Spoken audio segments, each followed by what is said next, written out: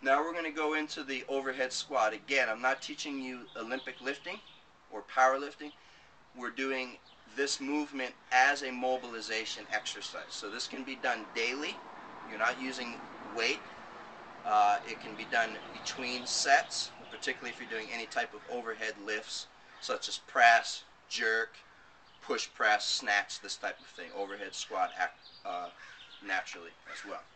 So again, if you have relatively good flexibility, you can use a stiff implement, and if you're less flexible, you can use something that has some give to it. You're going to take a wide grip, elbows locked out, straight over the head or slightly behind. Set your feet so that your knees track over your toes. And then you're going to just do relatively high reps, maybe 10, 15, 20, as a movement exercise to prepare the spine for more vigorous activity.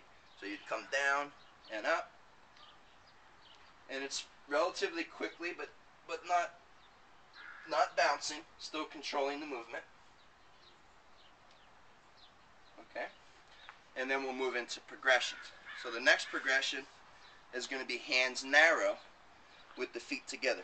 As your hands are narrow, your elbows are still locked out. You have to lock out the elbows to stabilize the load. And again, you want to keep your chest lifted, down and up, down and up.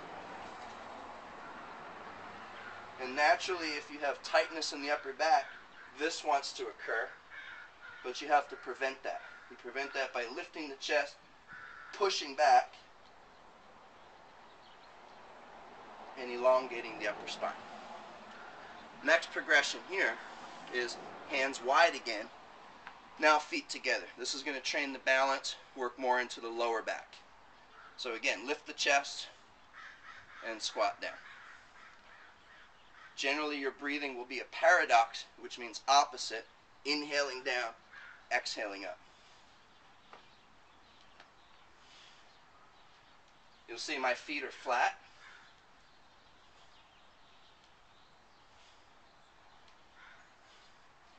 Then you would rest for a few seconds, shake everything out, and then the final progression. Now naturally, you may not go 1 through 4. You might start with the first exercise for several weeks until you can complete it with good form, then move to the next progression. I'm just showing you all the progressions ahead of time.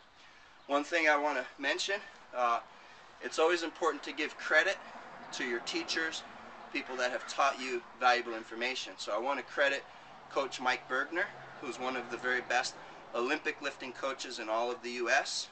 He's coached his son to the U.S. Olympic weightlifting team, and he's really the person responsible for really educating the CrossFit community on proper Olympic lifting techniques. So I want to give some appreciation to Coach Mike Burgener, who is the person I learned this particular sequence from. Okay, moving forward. The final progression, hands together, feet together. Lifting the chest.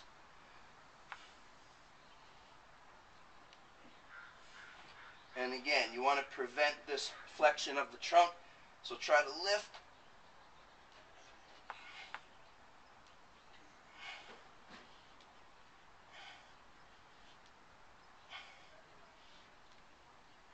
And so on. Now, if you can do that last variation, you can do pretty much any other variation of squat because it's much harder mechanically than a basic squat. But if you maintain that upright position of the spine, visualize like you have an overhead squat, maintain that position, and now you're squatting down. And now you're going to be in a very good position whether you're down, medium, up high. Okay. Now the next section is I'm going to just address some basic trouble spots and some simple drills that you can troubleshoot if you're having mechanical problems, say in your ankles, in your hips, or in some other area.